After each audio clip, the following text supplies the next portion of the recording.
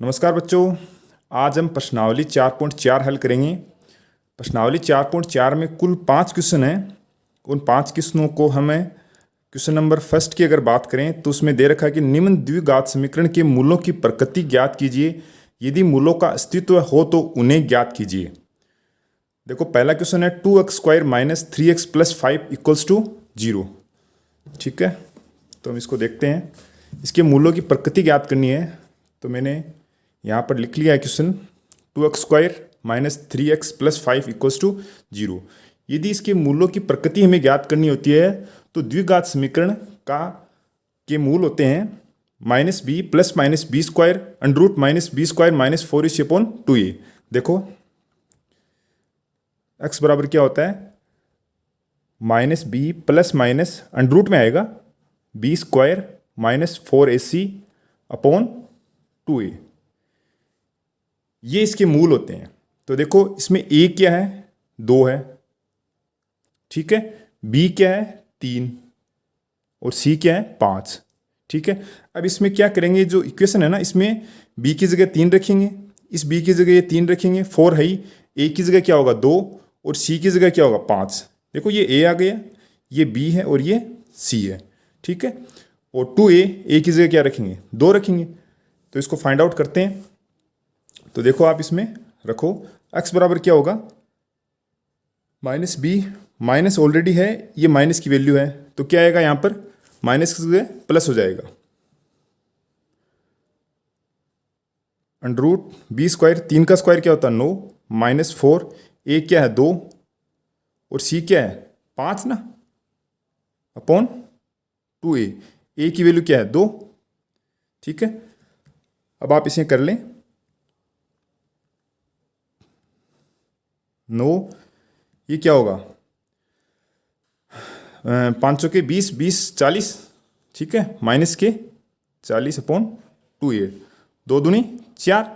अब आप देखो इसको ध्यान से देखेंगे तो 9 में से 40 जाएंगे तो क्या आएगा, माइनस के 31। ठीक है, और माइनस के 31 देखो मैं यहाँ पे लिख लेता हूँ, माइनस के 31/4।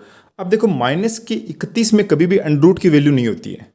अगर यहाँ पर माइनस न होता, मतलब यहाँ पर प्लस होता ना, तो इस समीकरण के मूल होते, लेकिन यहाँ वैल्यू क्या आ गई, माइनस आ गई। इसका मतलब क्या होगा, इस समीकरण के मूल ज्ञात नहीं किए जा सकते, इस समीकरण के कोई मूल नहीं होंगे। अब क्वेश्चन नंबर सेकंड देखते हैं। इसमें क्वेश्चन 3 है, वैसे हम एक क्वेश्चन और करेंगे, हो सकता है इसके मूल ज्ञात हो जाएं। चलो उसी अनुसार फॉर्मूला अपने पास यही है, x बराबर minus B plus minus under root B square minus 4ac/2a। तो इसको दोबारा रखने की आवश्यकता नहीं है, फिर भी चलो मैं आपकी सुविधा के लिए यहाँ लिख लेता हूँ माइनस 4ac/2a। ठीक है, तो x बराबर देखो ये तो क्या है, a होगा, यह है b और ये c। मतलब चलो आप यहाँ पे a बराबर क्या होगा, 3, b बराबर क्या होगा, -4 अंडर रूट 3 और c बराबर क्या होगा, 4। ठीक है, ये a b c की वैल्यू इस समीकरण में पुटअप कर दें। तो देखो आप जैसे इसमें पुटअप करोगे तो माइनस बी क्या है, तो माइनस है, ये माइनस है तो कैंसिल हो जाएगा, क्या बचेगा, 4 under root 3 plus minus B square क्या है, इसका स्क्वायर हो जाएगा। तो 4 का स्क्वायर 16 होता है, अंडर रूट 3 का स्क्वायर करेंगे तो क्या होगा, अंडर रूट 3 से स्क्वायर कैंसिल हो जाएगा, तो क्या होगा, 16 गुना 3 तो 16 48। और देखो जो माइनस का है ना, माइनस, इसका माइनस का स्क्वायर होगा तो ये प्लस बन जाएगा। फिर -4 अपनी जगह पे है, ए क्या है, 3 और ये सी है ना, सी की वैल्यू क्या है मेरे पास, 4/2a। ए क्या है, 3। ठीक है, बहुत ही आसान क्वेश्चन है, घबराने की आवश्यकता नहीं है।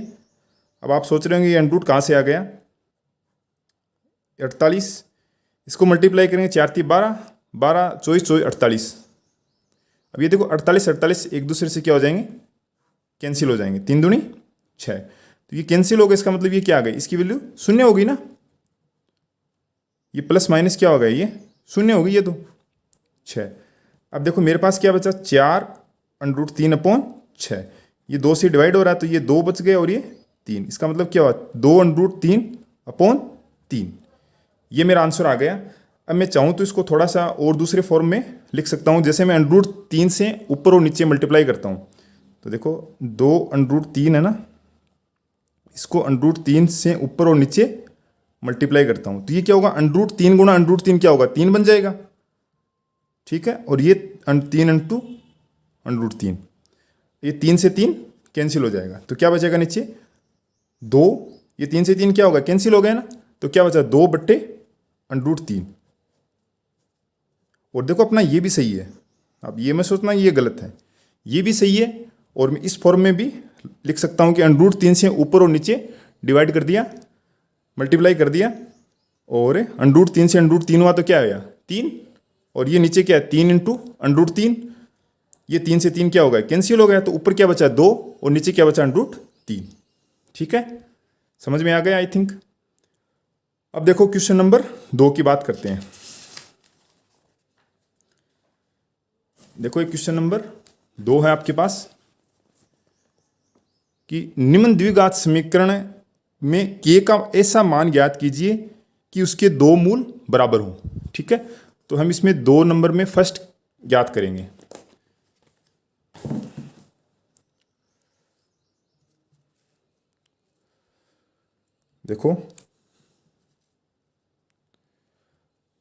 देखो अगर इसके मूल बराबर हो ना, ये बात कर रहा है इनके, इसके मूल बराबर हो, तो मूल बराबर होने की कंडीशन में क्या होगा, जो हमने पहले जो फॉर्मूला देखा था ना, उसमें b² - 4ac = 0 होगा।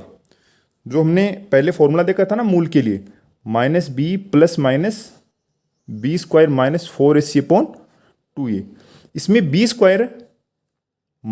4ac = 0 होगा यदि मूल समान है। तो आप यहाँ लिख देना, यदि मूल समान है तो b² - 4ac = क्या होगा 0। और देखो यहाँ पर a बराबर क्या है 2, ये देखो a बराबर 2 है, और b बराबर क्या है k, और c बराबर क्या है 3। अब आप इस ये जो a b c की वैल्यू है ये आप इसमें पुटअप कर दें तो क्या आएगा, b², b क्या k, तो मैं इसको k लिख देता हूँ, k² -4, a की वैल्यू क्या है 2 और c की वैल्यू क्या है 3। ठीक है, तो k² माइनस ये बराबर क्या 0 होगा, ये क्या होगा 8, 3 × 24 = 0, तो क्या आएगा k² = 24, तो k = √24, ये स्क्वायर था इस तरफ आया तो क्या होगा √ बन गया ना। अब k बराबर इसको मैं खोल लेता हूँ, 24 का 12, 12 का 6, 3, देखो 3 दूनी 6, 6 दूनी 12, 12 × 24। ठीक है, अब देखो ये जो 1 है ये बाहर निकल जाएगा। ठीक है, अंदर ये बचेगा सिर्फ, मतलब ये जो एक पेड़ है ना, पेड़, इस पेड़ में से एक बाहर निकल गया, अंदर क्या बचा सिर्फ ये 3 दूनी 6, तो k की वैल्यू क्या आएगी, k = 2 × √6, ये वैल्यू आएगी। आई थिंक क्वेश्चन बहुत ही आसान था, थोड़ा सा बस √ है, उसके बाद में सारा क्वेश्चन इजी है। अब आप देखो थर्ड क्वेश्चन, क्या एक ऐसी आम की बगिया बनाना संभव है जिसकी लंबाई चौड़ाई से दुगुनी हो और उसका क्षेत्रफल 800 मीटर स्क्वायर हो, यदि है तो उसकी लंबाई और चौड़ाई ज्ञात कीजिए। देखो मैं एक आम की बगिया बना रहा हूँ, बगिया का मतलब है ये, देखो मैंने आम की बगिया बना ली। देखो इसने कहा कि क्या ऐसी आम की बगिया बनाना संभव जिसकी लंबाई चौड़ाई से दुगुनी हो, माना ये चौड़ाई है तो ये x है, उसकी लंबाई क्या है, क्या कह रहा है दुगुनी ना, तो मैंने इसको 2x कर दिया, और उसका लंबाई चौड़ाई से दुगुनी और उसका क्षेत्रफल 800 मीटर स्क्वायर हो। ठीक है, अब देखो आप इसमें क्षेत्रफल की बात करोगे तो ये रेक्टेंगुलर है, तो आपको पता है कि आयत का क्षेत्रफल क्या होता है, जानते हैं आई थिंक, लंबाई गुणा चौड़ाई।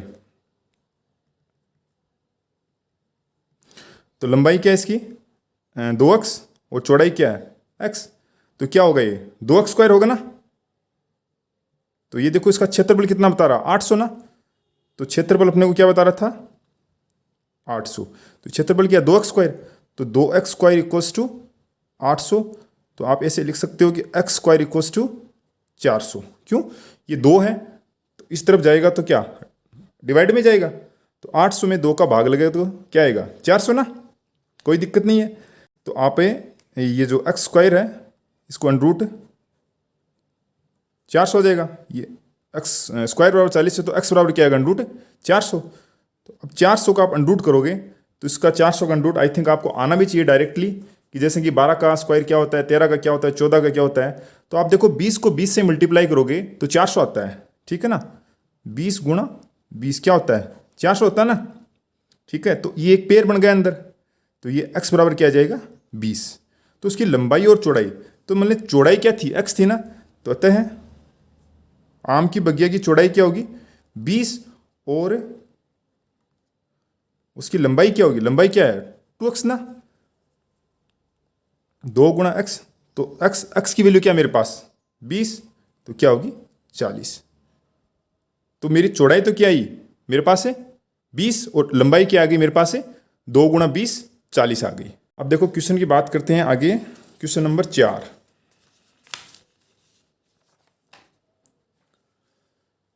क्वेश्चन नंबर 4 की बात करते हैं। क्या निम्न स्थिति संभव है, यदि है तो उसकी वर्तमान आयु बताएं। देखो ये स्थिति की बात कर रहा है, दो मित्रों की आयु का योग 20 वर्ष है, 4 वर्ष पूर्व उनकी आयु का गुणनफल 48 था, ठीक है। तो जैसे कि माना कि हमने दो मित्र हैं, एक की आयु x है और दूसरे की y है, तो यदि उनकी वर्तमान आयु ज्ञात करनी है, दोनों मित्रों की आयु का योग क्या है 20। तो देखो माना एक मित्र ये है x, उसकी आयु क्या मानी है हमने x, और दूसरा मित्र उसकी आयु क्या है y। देखो दोनों मित्रों की आयु का योग बता रहा है ना, तो क्या x प्लस वाई बराबर क्या है 20। बहुत ही आसान बात है। देखो जो बात क्वेश्चन में लिखी है ना वही बात हमें आंसर में पुटअप करेंगे, आपको ज़्यादा कंफ्यूज होने की आवश्यकता नहीं है, ठीक है। अब देखो आगे पढ़ो, 4 वर्ष पूर्व है, देखो आगे 4 वर्ष पूर्व उनकी आयु का गुणनफल। तो देखो इसकी 4 वर्ष पूर्व क्या होगी x माइनस 4 और इसकी 4 वर्ष पूर्व क्या होगी y माइनस 4। सीधी सी बात है, उनकी आयु का गुणनफल। अब देखो x माइनस 4 y माइनस 4, इनकी आयु का गुणनफल क्या है, देखो गुणनफल कह रहा है ना मेरे को। देखो जब इसने योग की बात की तो मैंने ऐड कर दिया, अब ये बात कर रहा है गुणनफल की, तो मैं क्या करूंगा दोनों को गुणनफल हो गया ये, ठीक है। गुणनफल क्या है 48 48। तो यहां से हम ये कह सकते हैं x बराबर क्या होगा 20 माइनस वाई। ये 20 इधर था y इधर था, तो y को मैं इस तरफ ले गया तो क्या है 20 माइनस वाई। ये x की वैल्यू है ना, ये मैं इस समीकरण में पुटअप कर दूंगा। देखो x बराबर क्या है 20 minus Y, 20 minus Y minus क्या है 4। देखो x की वैल्यू मैंने यहाँ पर पुटअप कर दी और ये 4 अपनी जगह पर है, और ये y माइनस 4 बराबर 48। ये देखो 20 में से 4 गए क्या बचे 16, ये y अपनी जगह पे है, 16 माइनस वाई हो गए, और ये देखो y माइनस 4 है ये अपनी जगह पर, बराबर क्या है 48। अब आप इसे आसानी से हल कर सकते हैं। देखो कैसे, 16 को इससे मल्टीप्लाई किया तो क्या है 16y, 16 को 4 से किया 16 32 32 64 माइनस से 64, इसको से किया माइनस वाई स्क्वायर, ये 4 है, 4 को से किया माइनस और माइनस क्या होंगे प्लस हो जाएंगे ना, 4y बराबर 48। ये माइनस वाई स्क्वायर अपनी जगह पे है। ये देखो 4y एक तो ये है, एक 16 ये है, ठीक है। तो 4 और 16 क्या होंगे 20, ठीक है। अब आगे देखो ये 64 है माइनस 64 है, और ये इस तरफ आएगा 48 बराबर 0। 64 और 48 इन दोनों को आप ऐड कर लो तो क्या आएगा 112। तो फिर 112, अब देखो माइनस से पूरी समीकरण को मल्टीप्लाई करते हैं तो क्या आएगा वाई स्क्वायर, ये माइनस की वैल्यू ये तो क्या होगी प्लस की, और ये जो प्लस की है ना वो क्या हो जाएगी माइनस की। तो वाई स्क्वायर माइनस 20y, और ये जो 112 थी ना 112 है ना, ये माइनस 112 है, तो ये क्या बन जाएगा प्लस से 112 इक्वल्स टू 0। अब आप इसमें दिमाग लगाएं कि दो ऐसी संख्याएं फाइंड आउट करनी है जिनको यदि जोड़ूं या घटाऊं तो माइनस का 20 आना चाहिए, और यदि उनको गुणा करूं तो 112 आना चाहिए। अगर ऐसी संख्याएं होंगी तो ये स्थिति संभव है। ये पूछ रहा ना क्या ऐसी स्थिति संभव है, और ऐसा नहीं होगा तो ऐसी स्थिति संभव नहीं है। देखो 112 का मैं अगर टुकड़ा करता हूँ तो 14 और 8, आप देखो 14 गुणा 8 ये क्या होता है 12 होता है, और माइनस का 14 और माइनस का 8 ये क्या होता है, 28 और 24 और 22, माइनस का 22। अब देखो ये तो 112 सेट कर रहा है, ठीक है, लेकिन मेरे को अगर यहाँ -22 होता ना तो मैं इसमें इसके दो टुकड़े कर देता, माइनस का 14 वाई और माइनस का 8 वाई। अब देखो ये इसके टुकड़े बनाना संभव नहीं है, अतः इस प्रकार की स्थिति संभव नहीं है, ठीक है ना, क्योंकि अगर यहां पर -22 होता ना तो मैं -14 वाई और माइनस का 8 वाई कर लेता और मैं इसके टुकड़े कर देता, लेकिन माइनस का 20 वाई है तो इसलिए इसके टुकड़े बनाना संभव नहीं है। अतः ये पूछ रहा है क्या निम्न स्थिति संभव है, तो ये स्थिति संभव नहीं है। अब देखो लास्ट क्वेश्चन है, क्वेश्चन नंबर 5। देखो, क्या परिमाप 80 मीटर तथा क्षेत्रफल 400 मीटर स्क्वायर के एक पार्क को बनाना संभव है? यदि है तो लंबाई और चौड़ाई ज्ञात करें। देखो एक पार्क है, देखो मैं मान लिया मैंने एक पार्क बना लिया यहां पर,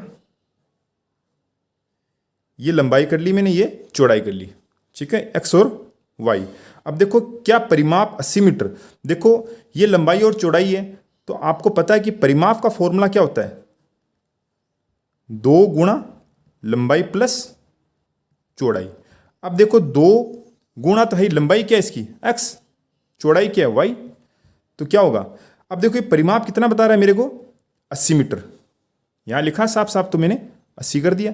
अब देखो 2 को आप इस तरफ लेके जाओगे, ये क्या 2 मल्टीप्लाई में है ना, उधर जाएगा तो क्या होगा, डिवाइड में जाएगा, तो ये क्या आ जाएगा x plus Y equals to 80 में 2 का भाग जाएगा तो क्या बचेगा 40। ये क्वेश्चन 1 आ गई। अब देखो दूसरी बात बोल रहा है क्षेत्रफल 400 मीटर स्क्वायर है। अब देखो आपको पता है कि रेक्टेंगुलर जो आयत है उसका क्षेत्रफल का फॉर्मूला क्या होता है, लंबाई गुणा चौड़ाई।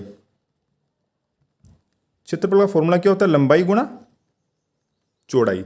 अब देखो लंबाई क्या है इसकी, देखो लंबाई क्या है इसकी x और चौड़ाई क्या है इसकी y, x गुणा y। अब देखो ये बता रहा है कि ये क्षेत्रफल क्या है 400 मीटर स्क्वायर, क्षेत्रफल क्या है 400 मीटर स्क्वायर।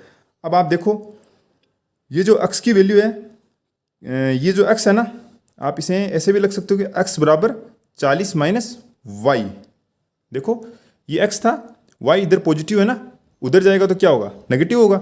मैं समीकरण 1 इसको बोल देता हूँ, ठीक है ना, कोई दिक्कत नहीं है। अब देखो ये क्या आ गई समीकरण 2। अब समीकरण 1 से जो x की वैल्यू है ना वो यहाँ पुटअप करेंगे, ठीक है भाई, समीकरण 1 से x की वैल्यू समीकरण 2 में पुटअप करेंगे। आप लिख देना समीकरण 1 से x का मान समीकरण 2 में रखने पर देखो क्या आएगा, 40 माइनस वाई है, तो x की जगह मैं क्या रखूंगा 40 माइनस वाई आ गया। ये y अपनी जगह पे है ही, देखो x की जगह मैंने क्या रखा है 40 माइनस वाई, और y अपनी जगह पर है ही, बराबर क्या है 400। अब देखो इसको गुणा कर लो, 40 वाई माइनस का वाई स्क्वायर बराबर 400। अब ये देखो उधर ले जाओ इसको तो क्या होगा वाई स्क्वायर, ये माइनस का है ना तो क्या बन गया प्लस का, और ये जो प्लस का है वो क्या बन जाएगा माइनस का, और ये अपनी जगह पर है ही 400, बराबर क्या बचेगा 0। अब आप देखो बहुत ही आसान है, माइनस का 20 वाई और माइनस का 20 वाई। देखो आप आसानी से देख सकते हो, माइनस का 20 और माइनस का 20 क्या होता है माइनस का 40, और 20 को 20 से मल्टीप्लाई करोगे तो क्या आएगा 400, और मेरे को क्या चाहिए 400 चाहिए ना। अब मैं x बाहर निकाल लूँगा, x माइनस 20, यहाँ पर 20 बाहर निकाल लूँगा तो क्या बचेगा y माइनस 20 बराबर 0। ये x माइनस 20 है, एक सेकेंड x, ये देखो y है, आप y है y, ठीक है ना, ये y माइनस 20 है, ये बाहर आ गया तो अंदर क्या बचा y माइनस, ये देखो 20 ही है, 20 बचा बराबर 0। अब देखो y माइनस 20 को यदि मैं 0 के बराबर रखूंगा तो क्या आएगा y बराबर 20, और यदि इसको भी रखूंगा ना y माइनस 20 को तो भी क्या आएगा, सेम ही चीज़ है दोनों, y माइनस 20 y माइनस 20, तो y की वैल्यू क्या आएगी 20। तो देखो ये y की वैल्यू क्या आ गई मेरे पास 20, ठीक है। तो अब मेरे को लंबाई और चौड़ाई ज्ञात करनी है, तो देखो ये समीकरण 1 है ना, ये समीकरण 1, इसमें मैं y की वैल्यू पुटअप करूंगा, ठीक है। तो x की वैल्यू मैं फाइंड आउट आसानी से कर सकता हूं। देखो x बराबर क्या आएगा 40 माइनस वाई की वैल्यू क्या है 20 ना, देखो यहाँ पर रखनी है 20, तो x बराबर क्या आएगा 40 में से 20 गए, क्या बचा 20।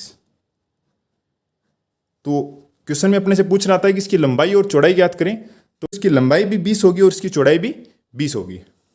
आई थिंक आपको समझ में आ गया होगा, बहुत ही आसान क्वेश्चन है।